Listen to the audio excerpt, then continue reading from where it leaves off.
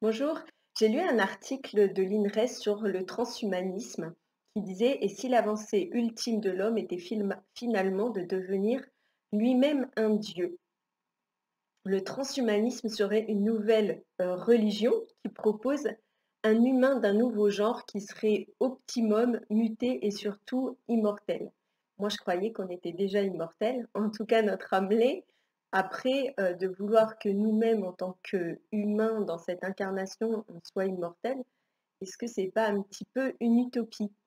Et en fait, grâce au progrès de l'intelligence artificielle et des nanotechnologies, les transhumanismes proposent une vie éternelle dans des machines et des pouvoirs, avec des pouvoirs quasiment divins. C'est intéressant tout ça. Donc leur, eux, c'est quoi leur valeur profonde? Eh bien, ça repose sur une illusion de toute puissance, ça c'est bien l'humain, et sur un refus catégorique de la mort. Donc là, pour moi, il y a vraiment une problématique de personnes et d'expérience de vie qui n'a pas été transmutée. Du coup, on dit que il y a, comment il s'appelle? Ray Kurzweil, qui est le directeur ingénierie de chez Google, donc c'est quand même quelqu'un qui a un poste très important, qui est mondialement connu. Et en fait, ça vient, lui, il est à fond là-dedans et il dit: «J'aimerais demander à cette intelligence artificielle dans le futur quels devraient être, mes buts, quelles devraient être mes actions et pourquoi je suis ici?» Mais en fait, c'est ce qu'on est venu expérimenter.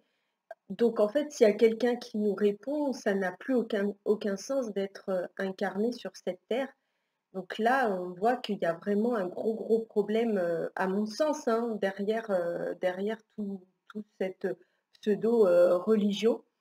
Et donc j'ai trouvé ça très drôle parce que Jean d'Ormesson, il a dit: «Le portable entre nos mains prend la place du chapelet. Facebook est une communion sans Dieu mêlée de confession. Alors Facebook serait-il devenu Facebook?» C'est-à-dire, en anglais, le livre de foi. Donc c'est vrai quelque part, c'est vrai parce que tout le monde raconte un petit peu sa vie sur Facebook, tout le monde, voilà, dit, enfin voilà, raconte sa vie tout simplement. Donc c'est vrai que les religions transhumanisme, elles reposent vraiment sur, une illusion quoi, de toute puissance en plus et surtout ce refus catégorique de la mort, c'est vraiment, impressionnant.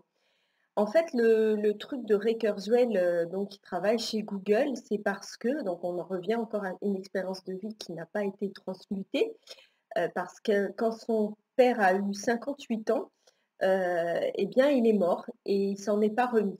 Du coup, le directeur, il a gardé tous les effets personnels de son père. Il a gardé tous ses écrits, ses photos, ses disques, ses cassettes 8 millimètres. Il a tout entassé, dans des cartons. Il a tout gardé parce qu'il espère, intégrer toutes ces données dans un ordinateur pour faire revivre virtuellement son père. Mmh.